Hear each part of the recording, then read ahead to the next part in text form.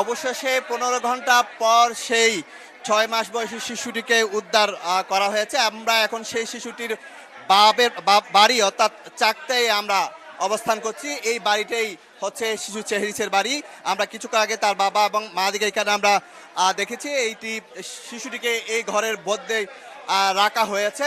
আমরা এই মুহূর্তে কিন্তু সেহরিসের বাবা শহীদুলের সাথে আমরা কথা বলেছি এবং পুলিশ সদস্যের সাথে কথা বলেছিলাম। তার ফুফার সাথেও কথা বলে আমরা নিশ্চিত হয়েছি যে যেখানে দুর্ঘটনা ঘটেছে সেখান থেকে প্রায় ৮ থেকে ৯ কিলোমিটার দূরে এসে চাকতায় যে খাল রয়েছে সেখান থেকে সেই চেহরিসের লাশ উদ্ধার করা হয়েছে। অর্থাৎ যেই লাশটি ১০ কিলোমিটার দূরে ছিল সেই লাশটি বেশি বেশি কিন্তু তার বাবার যাদের যে বাড়ি সেখানে এসে কিন্তু খালের মোড়ে এসে অর্থাৎ সেখানে পাওয়া গেছে। একটি কাকতালীয় একটা বিষয় বলা যায়। আমরা এটি নিশ্চিত করেছে পুলিশ সদস্যরা এবং তার ফুফা নিশ্চিত করেছে, তার বাবাও নিশ্চিত করেছে। আর বলা হচ্ছে এটি হচ্ছে সেই সেহরিসের বাসা। ৬ মাস বয়সে একটা শিশু অকালে একটি দুর্ঘটনার কারণে চলে গেছে পৃথিবীর মায়া ছেড়ে এবং তার মা বাবারাও কিন্তু সেখানে এখানে রয়েছে।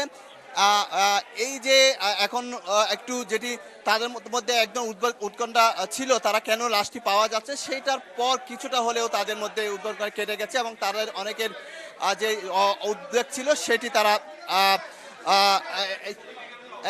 এই মুহূর্তে আমরা তাদের যে বাড়ি চাকতায় সেই বাড়িতে আমরা এই মুহূর্তে রয়েছি।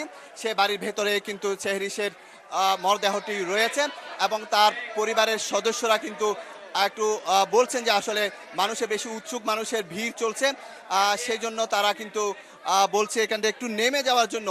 এবং এখানে পুলিশ সদস্যরা রয়েছেন, নৌবাহিনীর সদস্যরা এসেছেন, সিটি কর্পোরেশন ঊর্ধ্বতন কর্মকর্তারা রয়েছেন।